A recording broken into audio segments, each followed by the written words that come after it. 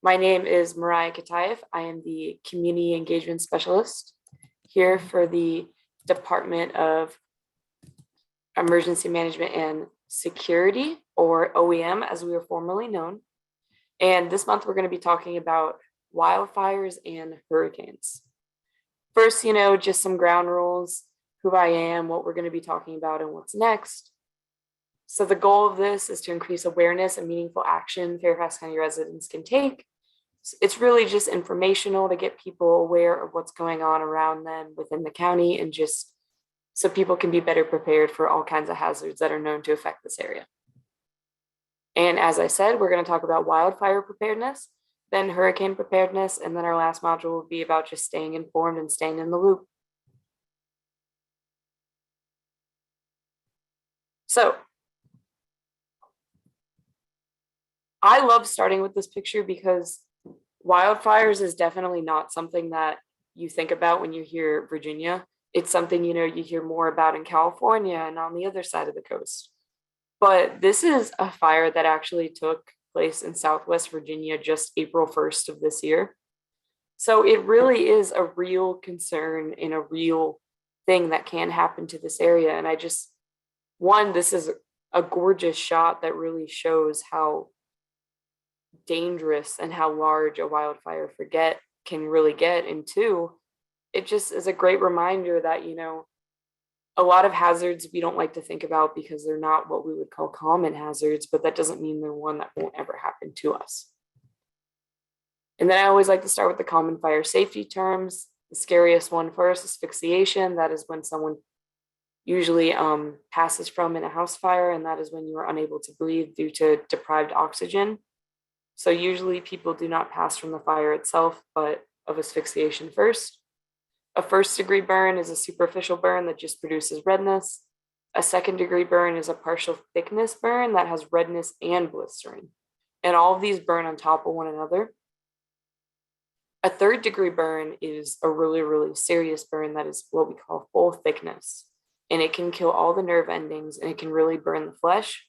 Not only can they be fatal, but if you have third-degree burns, it's usually safe to assume that you probably also have second and first-degree burns as well. Third-degree burns are really, really scary, and those are the kinds of things that we usually see people getting skin grafts for in those kinds of situations.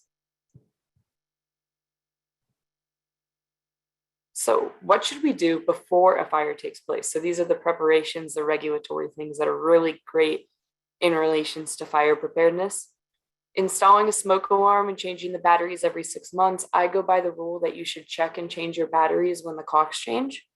I know that the clocks changing might be something that will be changing, but we will deal with that when we get here. I'll have to think of another slogan. Having a fire extinguisher on each floor of your home if you have multiple floors. I know in this area it's not uncommon to be in a 1-4 household, such as a condo or an apartment, but if the fire's up the stairs, you can't get to the fire extinguisher in the basement. Inspecting of extension cords for frayed or loose plugs. This is a huge one. It only takes 1 or 2 small sparks to turn into a really, really big, scary situation. And I know it sounds really troublesome and really repetitive to have to always check cords, but I'd rather be safe than sorry, and I'd really rather everyone here, and everyone, of course, in general, rather be safe and sorry with checking plugs. Never use a device meant for cooking or outside use as an interior source. This is true even in times of a power outage in the winter. I know we're getting away from the cold weather, thankfully, but that is always super, super important to mention. It's never good to use such as a camping butane stove inside or any other thing that is meant for outside usage. Indoors, there's a lot of ways that you can get smoke inhalation or other kinds of poisoning that way. And unfortunately, you might not realize there's an issue until there is one in those kinds of situations. Never leave a burning candle unattended. Such a simple, basic one that we hear all the time, but you'd be surprised how many unfortunate garden apartment fires we still hear about spreading due to being a candle left alone. And I'm a huge fan that if you are leaving the room that has the candle in, just blow it out. If you're going to be coming back in a couple minutes, you can always relight it again. I would rather be inconvenienced than be in trouble. And then I like to go with some images because I know some people are auditory learners and some people are visual learners. I love the concept of spring cleaning for fire safety of inside and outside the home. So as I said, this would be testing your smoke alarms, not using things with sprayed cords, checking for water around electrical appliances. So that would be things such as if you have anything in your kitchen or bathroom that's plugged in, really make sure there's no cross dangers with that. For people that might use a hair dryer, that's a really, really common, scary one. And it's just really important to unplug those things when in use to prevent any electrical issues happening. In cleaning up debris from your closed lint dryer trap and exhaust duct, this, I cannot stress how easy it is for, unfortunately, dryer lint to cause a fire. So it's really, really important. And I'm sure if you have a dryer in your home that there is something you can pull out to check for dryer lint. Try to do it after every single load. Now, I will say we're going for progress, not perfection. And the reality is sometimes we are going to forget, and that's just being a human. For those that have a yard, removing dead leaves from the winter and fall away from the edges of your actual foundation of your home. So if a fire does happen, it cannot spread quicker due to the dead leaves or anything of the sort around your house. Check grills for rust-worn parts and other kinds of debris before use. You never want to light the grill before checking it out in case that something might go really bad once it heats up all the way. And grills should only be used at least 10 feet away from your house or any building. I'm sure I'm not the only one that's been in the situation where you are starting your grill and when you turn it on, it makes a lot bigger of a fire at first than you were expecting or hoping it to do. And this is just a really great safety feature that, will make it that much less likely for it to ever affect your physical home. Now we're going to go into what to try to remember to do during a fire. Using a fire extinguisher, as we have all heard as children, still amazing advice. Never use water on an electrical or grease fire. We want to suffocate those kinds of fires, but we don't want to use water. Now, fire can only live if it has oxygen. So if you have a way to suffocate it, I'm a huge fan of, just using something such as flour, and it just really gets rid of all the oxygen and it makes the fire go out a lot quicker than on its own. If your clothes are on fire, the classic stop, drop, and roll. And then the third bullet, if you are escaping through a closed door, use the back of your hand to feel for heat. The logic behind that is that you can feel to see where the fire is coming from. So for example, if a fire happens at 2 a.m, your house is going to be really, really dark, except for the fire. And there's going to be a lot of smoke, and it might be hard to see at first exactly where the fire is originating from. But by putting the back of your hand to feel for heat through the door, if door is hotter than where you are, that is likely where the largest fire is or where it originated, and that you probably want to go the other direction. So that's just a great way to check out the surroundings before going all the way in. Once you're out, please call 911. We always like to hope that others have already done it. We see this all the time with car accidents, but it's always great to call 911. Never assume one of your neighbors has already done it unless you know for a fact that they have. And then as a cat owner myself, this is the saddest one. Do not remain in a burning structure to save a pet that does not want to leave. Much easier said than done. And I don't want to undersell that is a very hard decision to make.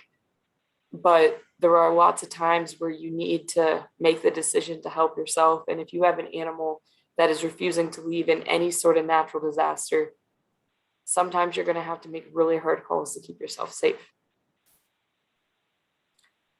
This is the pass phrase for how to use a fire extinguisher. It is pull the pin, aim the nozzle, squeeze the lever, and sweep side to side. I think this is a great visual. It has different colors, and it explains that you always want to sweep side to side, then up and down. And I also think it's really great because, knock on wood, none of us ever have to use a fire extinguisher, so we might not have experience on how to use one. And because of that, this is just a great rule of thumb. It's an easy thing to remember. If you're ever working with a fire extinguisher, remember to pass it. Pull, aim, squeeze, sweep.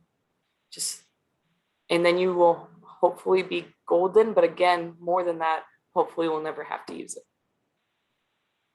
After a fire, number 1, seek medical attention as needed.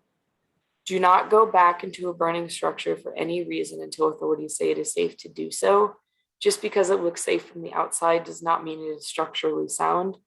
We especially see this with newer constructed buildings over older constructed buildings, just due to the different kinds of wood that you see nowadays.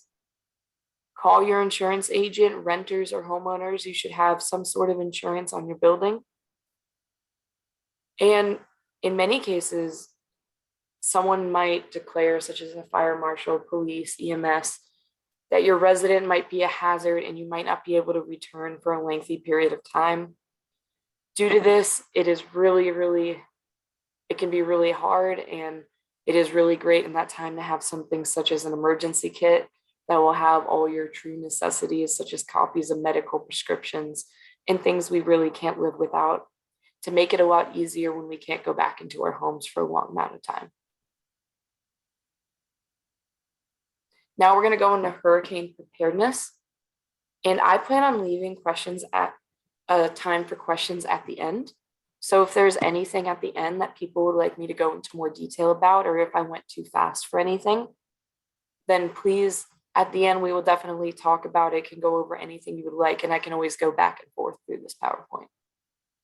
So module 2 will be all about hurricane preparedness, as this is Hurricane Preparedness Month. Let me see if I understand it might be hard to see the top due to the screen sharing, and I apologize for that. And what it says is, what is a hurricane? Hurricanes are defined as violent weather systems with well-defined surface circulation. And hurricanes can involve high winds, heavy rainfall, flooding, and even tornadoes. And they have winds of 74 miles per hour and up. Anything lower will either be seen as a tropical storm or a tropical depression. And the Atlantic hurricane season is from June 1st to November 30th. So it has not started yet, which is why this is Preparedness Month. It's getting ready for the inevitable. We know we're going into hurricane season, and we know it is the time to really hunker down and make sure that we're ready for it.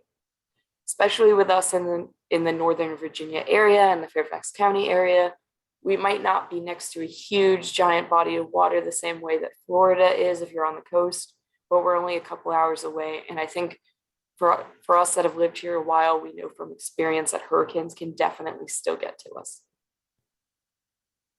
This is just a simple reminder of the difference between a hurricane watch and a hurricane warning. A hurricane watch means conditions are possible within the next 36 hours. So this is the best time to prepare, go out, get some things that you might want if you lose power, such as water, shelf-stable food, the last-minute preparation kind of supplies. And then our hurricane warning means conditions are expected within 24 hours. Not only is there an environment that a hurricane would thrive in, the National Weather Service or the National Hurricane Systems have declared that we are expecting a hurricane to hit this area within 24 hours. It is the time to do any very quick last-minute things to prepare, but most importantly, hunker down, go home, and stay safe until the storm passes. As I was saying, what to do before a hurricane happens, I'm always going to start with, as I'm sure a couple people here have already heard from my other webinars, sign up for Fairfax alerts, have a battery or crank-powered radio, secure any belongings. And the reason we say that is belongings such as patio furniture, umbrellas, tables, and chairs actually really have the ability to become projectiles in times of storm. They get a lot of speed with the wind and can cause a lot of damage to either yours or surrounding houses or cars. So it's really a good idea in practice to bring in patio furniture when expecting a hurricane. I understand that that's not practical for everyone. And if you are in the boat that is not a feasible thing to do, there's always tying it down or just doing the best you can to make sure that your patio or porch furniture have some weight to them so they're way less likely to fly away. Ensure that you have insurance and inventory your personal property. And what I mean by inventory your personal property is keeping in your emergency kit a list of your valuables that need to be insured, such as jewelry or other high price, high value items. And honestly, colored pictures of rooms in your house, because if you use property or flood insurance, the first thing the agent is going to want to know is kind of how your home looked before the incident took place. This can be true with fires as well, of course. So they're going to want to see, not only the damage of the present day, but what the start was. So it's really good to just kind of have pictures of every room in your house to show what kind of furniture you have in it, so they can get an estimate of value, and that will make your insurance process hopefully a lot less painful. Strengthen your home for hurricane season. This goes right back to that visual we looked at before. Keeping things away from your home. Keeping trees trimmed. That is an amazing one, because as we know, long branches, long limbs are really likely to break and fall off during storms. And then checking to make sure your emergency kit and information is all up to date. I am going back and forth on the visuals, and I love it. I think it is a great way to remember. Us in Fairfax County say you should have 3 to 5 days worth of food and water per person. We are a huge fan of radios, first aid kits, flashlights, jumper cables, things that you will need per season. So in the winter, we would say have winter coats and gloves. Right now, we're not expecting it to get cold again until the fall, so we wouldn't say keep that in your emergency kit. I will always stress that something that is often forgotten, sadly, in your emergency kit is a can opener. So you'll be all prepared with all of your canned food, and you feel all ready, but then you find out you have no way of opening the canned food. And you can get a can opener for really cheap, I believe, at the dollar store. And if not, there are really cheap ones you can get at Walmart or Target. The things in your emergency kit never have to be expensive to serve their purpose. If you want to go expensive, that's a completely up to your choice, and that is completely appropriate, but don't ever feel like you have to spend a lot of money on your emergency kit. And please don't ever feel like you need to have everything at once. These kits are really something you can build on over time and make them bigger over time, such as getting one thing here and there, maybe adding 2 emergency items to every shopping list.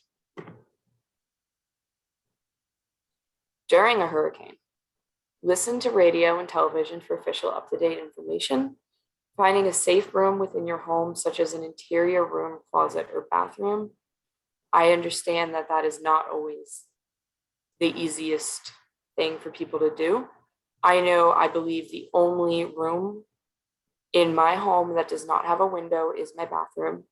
I know there are people that have maybe basements that don't have windows, but I personally live in a 1-floor condo, so my bathroom that has a bathtub is really my best bet. And then do not go outside until the National Weather Service confirms the storm has left the area. I apologize. For people that have not heard of the eye of the storm, it is always possible for a storm to seem really calm while it's passing over us, but that does not mean the storm is out of the area. That is not the time to go outside and check all the damage. If it is not an emergency, it is not the time to go outside at all.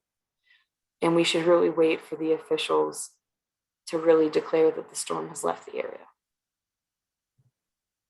After a hurricane, it is important to make sure that you have everything stored so that when the hurricane has happened and maybe you had to evacuate, you have everything that you would need. So for example, there are people that choose to stay during hurricanes, even during evacuations, but there are people that choose to evacuate either during a hurricane or right before a hurricane. And if you are someone that chooses to evacuate, we really, really recommend having your physician's contact information, proof of health insurance, proof of medications, copies of current prescriptions, and pet immunization records.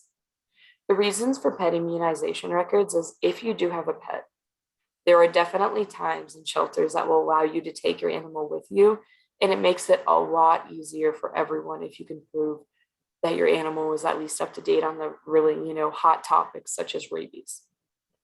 Copies of current prescriptions is on there because unfortunately, if you end up in an emergency shelter pre or post an emergency, There are shelters that can help you get your necessary daily medication, but to do that, they need some evidence that you are on it. So for that, I always say kind of downloading something from your digital medical account. I know my doctor's office has an account on something called My Chart, so I'm able to print that out. And why that is a lot different than just you writing it down is it shows that it was written by a medical professional or advocated for by a medical professional, which makes it a lot easier to get cleared and a lot easier to get you the supplies that you may need. And then this is, I think, my favorite saying in the whole world. When flooded, turn around, don't drown. Fairfax County does so many swift water rescues. And for those that might not know what a swift water rescue is, it is usually, but not always, a car that is stuck in a road because they thought they had enough clearance to get through, such as a truck, or they didn't think the water was as deep as it really was, and then they're stuck. And then fire and EMS have to come out and save you. And of course, they are happy to do so, but it is way better to never end up in that kind of situation. So when a road is flooded, when the grounds are flooded, when in doubt, please turn around, don't drown. It is really, really hard to know how deep water is. And you really don't want to get stuck in it. I know I don't. And it's a really scary thing to know that your car is stuck and you can't get out without assistance. And then I cannot talk about hurricanes without talking about flood insurance. For those that might not know, flood insurance is completely separate from homeowners and renters insurance. So even if you have homeowners and renters insurance, you do not have flood insurance unless you went out and got flood insurance. Flood insurance is never within a type of homeowners and renters insurance. It is always a separate insurance, and it is something that you have to get completely separately. Because of that, unfortunately, a lot of people end up in a big pickle after floods because they think, I have homeowners insurance, so all of this is protected from flood damage. And unfortunately, in most situations, that's just really not the case. So I highly, highly advise to always, think about if you need flood insurance. You don't have to be on the coast to need it. I know for me, I live right next to a lake. So just a bad storm can cause this lake to flood, and I could easily get flood damage. I live a couple floors up, so it is not a high concern for me personally, but I know many people on the ground floor that for that exact reason, they do have flood insurance. So it's not always that you live near a beach. It can be as simple as a lake, or just, if anyone remembers the July 8th flood that happened in, I believe, 2020, we had 5 inches of rain in about 2 hours. And that rain caused a lot of standing flooding here in Fairfax County. So you do not need to be near a river, a lake, or an ocean, or anything of the sort to be affected by floods.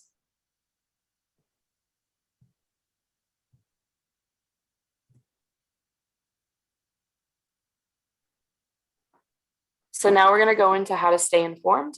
I would also like to say today is International, I believe, Firefighters Day. So if we have any training to be, or current or former firefighters, thank you for everything that you do. I thought this was a great photo that shows the real dangers that they put themselves in, and it really supports, how important wildfire preparedness is and how real of an emergency it is.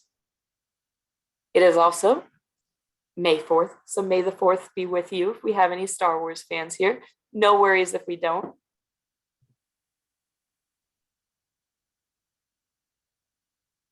So sign up for Fairfax Alerts if you haven't. It is a completely free program. It is a program that is completely optional.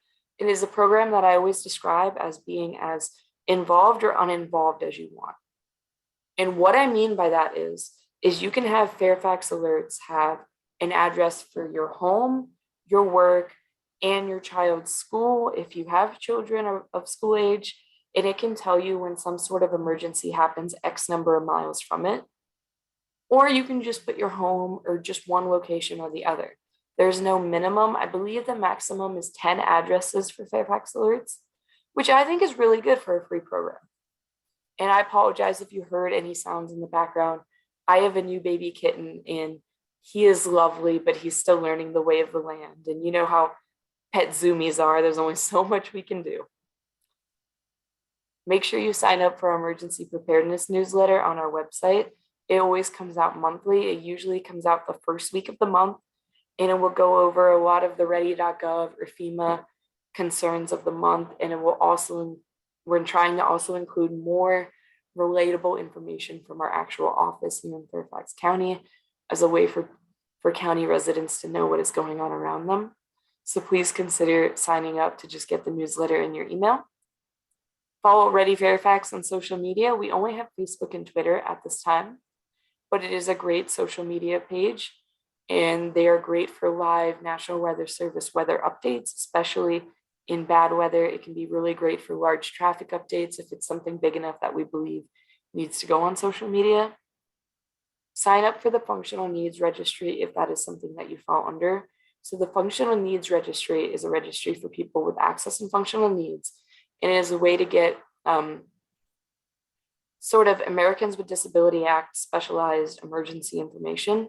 So it will be a little more complex, and it can be in relation to things such as making sure that you have the tools to repair wheelchairs, walkers, and other sorts of things that can be really, life-changing in a situation for people with access and functional needs. So the Functional Needs Registry is a huge, huge thing for people that will really get value out of being a part of it.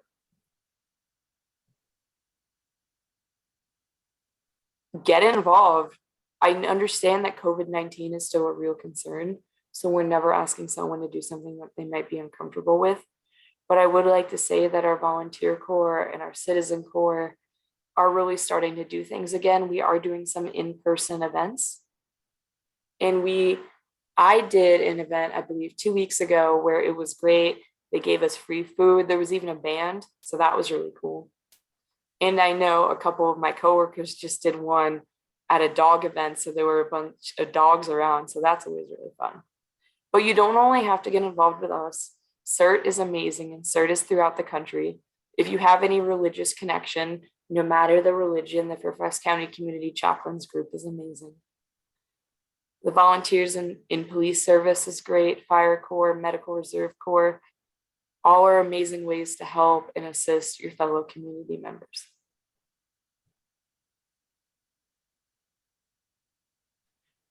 To wrap up, what I'm going to talk about next month in way more detail is pet emergency preparedness. And the reason for that is as hurricanes happen and other health risks related to weather happen, such as heat or other sorts of storms happen, we always hear about, unfortunately, animals stuck in really scary situations. And animals are a family too, and that is something we really, really believe strongly on in this office. So if you have some time, it's always the first Wednesday of the month at 7 p.m. and we would love to have you there. I'm going to stop sharing at this time so I can see everyone's beautiful faces. And if there are any questions or anything, feel free to unmic yourself. If there's anything you'd like me to repeat, feel free to ask now. I apologize if I went too fast.